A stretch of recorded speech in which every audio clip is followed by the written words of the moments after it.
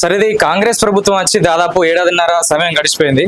So ఒక ఓటర్గా మీరు ఈ ప్రభుత్వం గురించి ఏమనుకుంటారు? ప్రభుత్వ పాలన ఏ తీరు ఉంది రేవంత్ రెడ్డి గారిది? రేవంత్ రెడ్డి గారి పాలన ప్రజా సంక్షేమ కార్యక్రమాలతో చాలా చక్కగా నడుస్తుందండి. రేవంత్ రెడ్డి గారు 24 అవర్స్లో 18 అవర్స్ ఫుల్ టైం ప్రజా సమస్యలకు కేటాయించి ఫుల్ టైమ్గా ప్రజల్లో ఉంటూ ప్రజా సమస్యలకై పూర్తిగా తన టైంని కేటాయించి ఒక సక్సెస్ఫుల్ ప్రభుత్వాన్ని నడిపిస్తుందండి.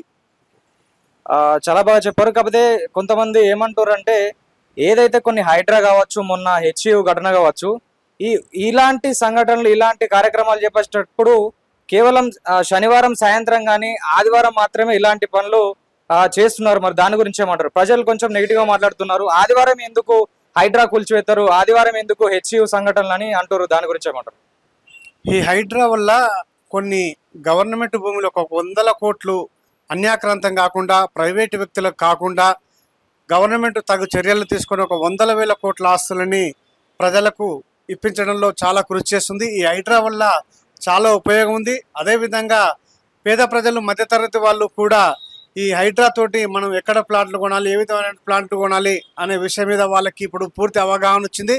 దీనివల్ల ముందు రియల్ ఎస్టేట్ రంగానికి ఇది ఎంతో ఉపయోగమవుతుంది. దీనివల్ల ప్లాట్లు కానీ, వెంచర్లు కానీ ఒక వాటర్ మునిగిపోయే ప్రదేశాల్లో కొనకుండా, గవర్నమెంట్ భూమికి కొనకుండా ప్రజలు కూడా చాలా జాగ్రత్తగా ఉంటారు. హైడ్రా వల్ల గవర్నమెంట్ రియల్ ఎస్టేట్ రంగానికి ఒక న్యాయమైన సంఘటన అనేది చెప్పవచ్చు.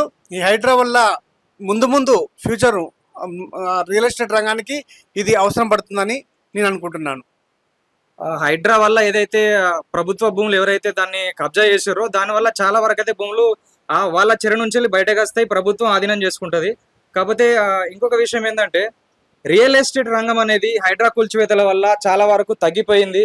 హైదరాబాద్ బ్రాండ్ ఇమేజ్ తగ్గిపోతుంది అని చెప్పి బీఆర్ఎస్ సంబంధించినటువంటి కొందరు నేతలు కావచ్చు, వేరే నాయకులు కావచ్చు అంటారు. సో నిజంగానే రియల్ ఎస్టేట్ రంగం పడిపోయిందా, రేట్లు పడిపోయినారా? సో ఇక్కడ వాతావరణం ఎలా ఉంది, పరిస్థితి మీకు తెలిసిన మీ మాటల్లో? లేదు సార్, ఇప్పుడు రియల్ ఎస్టేట్ రంగము ఇండియాలోనే లేదు. రియల్ ఎస్టేట్ రంగము ఇప్పుడు రియల్ ఎస్టేట్ అనేది రేట్ల విషయంగా చూసుకుంటే, మొన్న ఒక పేపర్ స్టేట్మెంట్లో చూస్తే ఇండియా లెవెల్నే తెలంగాణలో 3వ రేట్లు, హైయెస్ట్ రేట్లు ఉన్నాయి.